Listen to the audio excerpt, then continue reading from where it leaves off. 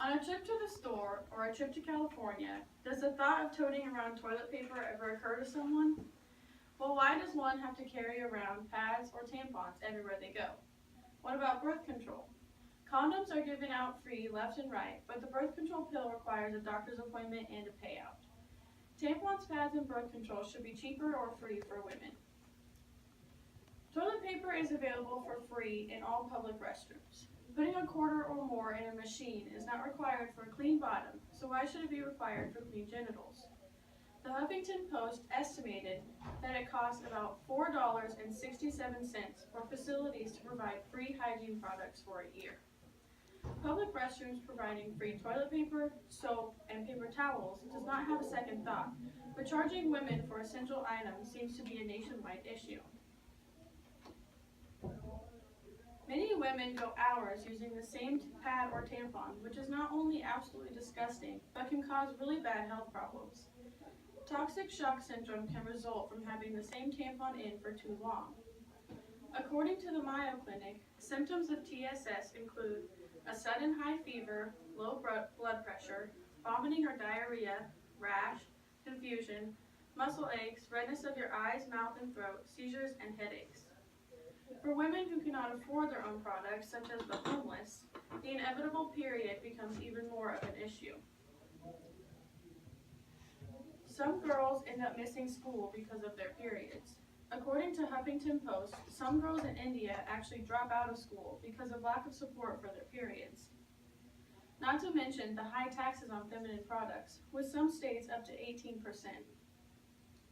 Food and prescription drugs are tax-free because they are necessities, but feminine products are still highly taxed.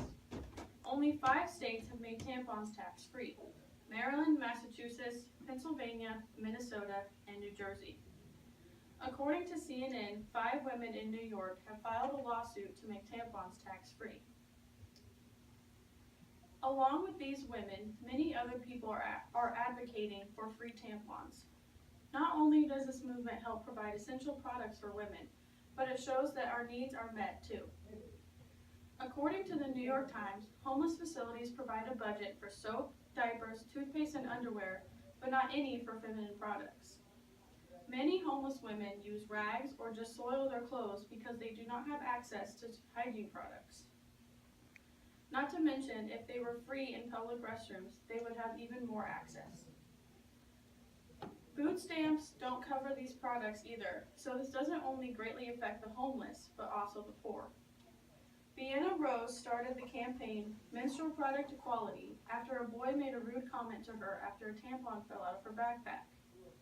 Her campaign included placing bowls of tampons and pads all around her school with signs saying, "These are here for anyone who needs them. Never be ashamed of your body and what it needs." A box of products can cost anywhere from $7 to $10, and many women go through a box or more per cycle. That's about $70 per year, and many women have their periods for 40 years, so this means it is very expensive to be a woman. Not only should tampons be free, but birth control should also be free, along with screening for cervical cancer and HIV, screening for domestic violence, and breastfeeding supplies and counseling. First of all, you must have a prescription for birth control in order to receive it. Teen girls that are sexually active are most likely too embarrassed to talk to their moms or their doctors about needing the birth control pill. A doctor's appointment requires insurance, and insurance is also very expensive. According to Huffington Post, 10% of women in the U.S. who work full-time are currently uninsured and without coverage, so they do not have access to birth control. If women who are already poor and without insurance have children, then the expenses go up even more. Doctor's visits can average $15 to $50, and copay is usually $5 to $50. Then the woman has to pay for the birth control itself. Condoms are given out free left and right and can even be purchased at a convenience store. Not only is birth control 99% effective in preventing pregnancy, but it also helps regulate hormones and periods and helps with period cramps. Some people think young girls get on birth control so they can have all the sexual partners they want without getting pregnant, but sometimes birth control is prescribed for health reasons. A survey found that 50% of women who take the birth control pill take it for reasons other than to prevent pregnancy. For myself, I have endometriosis.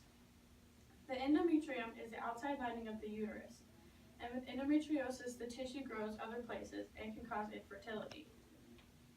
Along with infertility, endometriosis causes painful periods and heavy bleeding. I also have a hormone imbalance because of this.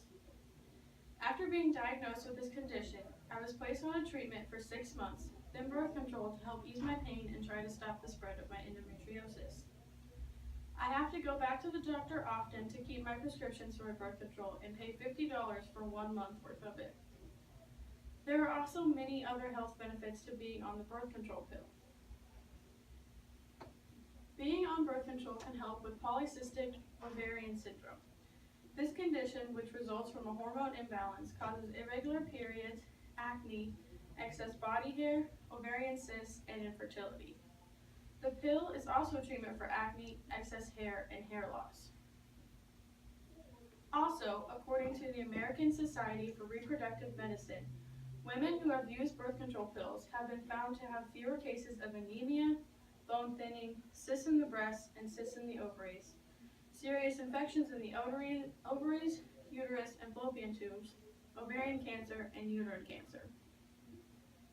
Women who have been taking the pill for 5 years or longer have a 50% less chance of developing ovarian cancer. These beneficial effects occur because the birth control pill works by decreasing the number of ovulations, the amount of menstrual blood flow, and the frequency of periods. Also, when a woman decides she wants to get pregnant, she can stop taking the birth control pill anytime, and pregnancy likeliness immediately goes back up. In 2010, the USDA estimated that babies cost up to $12,000 the first year and $12,500 during the second year. If women had free birth control, there would be less accidental pregnancies, less welfare dependence, and the overpopulation problem would decrease. Abortions would also go down because many women get abortions due to unwanted pregnancy. About 4 out of 10 children are born to unwed mothers, and many grow up not knowing their father. If birth control was free and widely available, these numbers would go down. And according to the CDC in 2014, a total of 249,708 babies were born to women ages 15 to 19. These young girls could have been on birth control, but might have been too expensive or too embarrassing for them. The CDC goes on to say that in 2010, teen pregnancy and childbirth accounted for at least $9.4 billion from taxpayers. They also say that about 50% of teen mothers receive a diploma by age 22.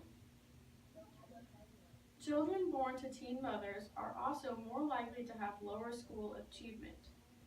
Many of them have more health problems early on and later on in life. They are also more likely to be incarcerated during adolescence. They are more likely to give birth as a teenager as well, and are more likely to be unemployed later in life. If birth control was free, many life-threatening and painful conditions would go down, and teen pregnancy and unwanted pregnancy would